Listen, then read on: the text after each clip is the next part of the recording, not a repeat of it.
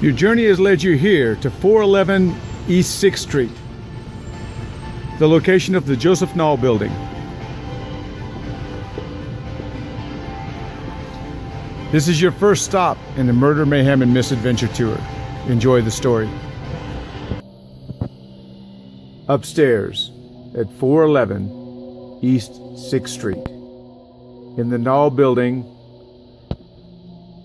in the early morning of November the 2nd, 1908, there was a card game which led to murder.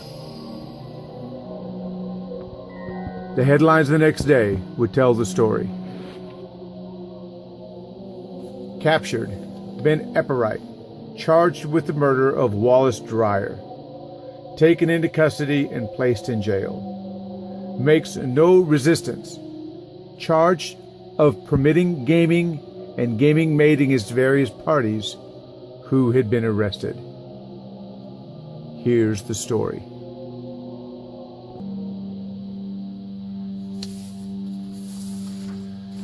Justice of the Peace D.D. Moore, who spoke with witnesses who said that he had seen the killing.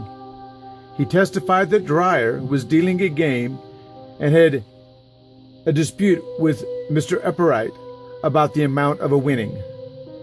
That Ben Epperwright went downstairs but returned about 10 minutes afterwards, again demanding the money, 75 cents.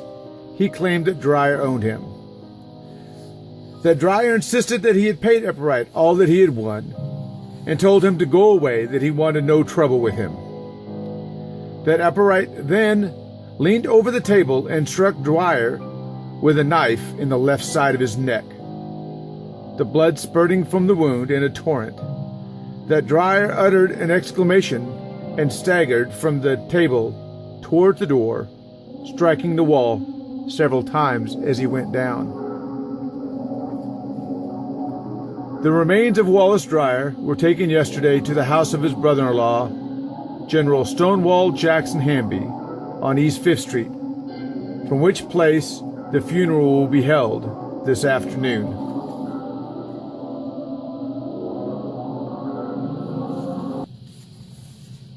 Wallace Dyer was laid to rest in Oakwood Cemetery. The widow of the deceased arrived the next day from Brenham, where she had been staying recently with her 2 children. Wallace Dyer is survived by his father, B.T. Dyer, who lives in South Austin, a brother, E.C. Dyer, who also lives in South Austin, his widow and 3 children, and 4 sisters.